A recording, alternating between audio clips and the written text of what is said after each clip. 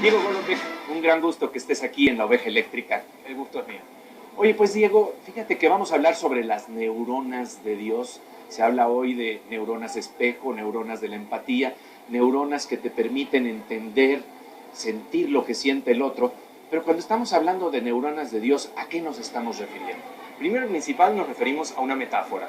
No hay neuronas que sean dioses pequeñitos en el cerebro. Lo que sí hay es un área del cerebro que tiene que ver con nuestra propensión a las creencias, nuestra propensión natural a las creencias, no cultural.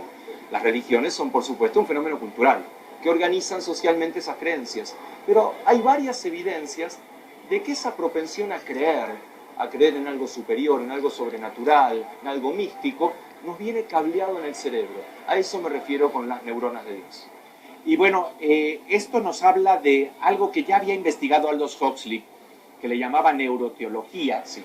y él planteaba algo así. Uno se pregunta si hay una región del cerebro que puede ser estimulada de alguna manera con electrodos para darte tal vez la visión de los querubines de Blake. Sí.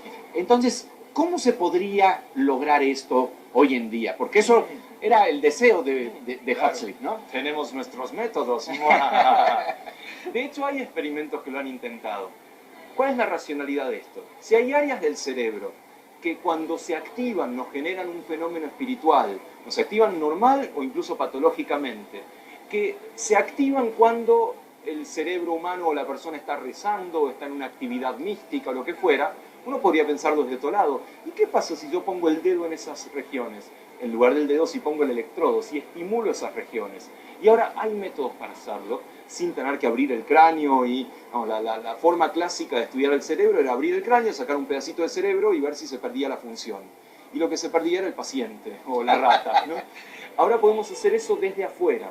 Hay algo que se llama estimulación transcranial magnética, o sea, un imán muy poderoso que estimula un área muy pequeñita del cerebro. Y hay investigadores, uno de los cuales es Michael Persinger, que hace estos experimentos. Le pone una especie de casco que puede estimular específicas áreas del cerebro, incluyendo el área que tiene que ver con esta cuestión espiritual, mística, religiosa. Lo ha hecho en una cantidad importante de personas, la mayoría de los cuales cuentan que algo pasa. Cuando les estimula ese área de la corteza temporal, corteza porque es la parte de afuera del cerebro y temporal es la parte más cerca de la oreja, la gente cuenta, sí, sentí algo, sentí como una vibración especial, me vi a mí mismo desde afuera, sentí algo superior. Algunos no, algunos dicen me dolió la cabeza. Como por ejemplo Richard Dawkins. Richard Dawkins, un ateo militante justamente, hizo el experimento, lo cual me parece muy bien de su parte. Y él dice que no sintió nada, sintió un mareo, un dolor de cabeza.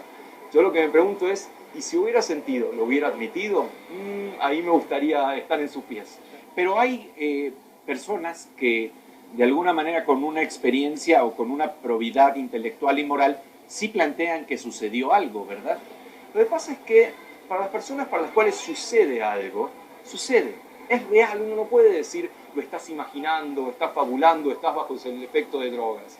Porque para esa persona tiene una visión, siente algo superior, con lo cual no se puede desdeñar, científicamente eso no existe, por lo tanto lo desdeñamos. Intentemos explicarlo, dado que para esa persona ha sido real, así como para los grandes místicos de la historia, la aparición de ángeles, de arcángeles, de profetas es algo real. Bueno, expliquémoslo. En los experimentos de Persinger, mucha gente dice que ve algo, incluyendo personas científicas, neurocientíficos, una de las cuales es Susan Blackmore, una de las grandes especialistas en conciencia. No sé cuáles son sus convicciones religiosas, sospecho que debe ser atea por las cosas que he leído. Se da cuenta que sí, sintió algo. Sintió que su cuerpo cambiaba la forma, se estiraba el cuerpo, subía, flotaba, o sea, fenómenos claramente sobrenaturales que se generan a partir de estimular un área del cerebro.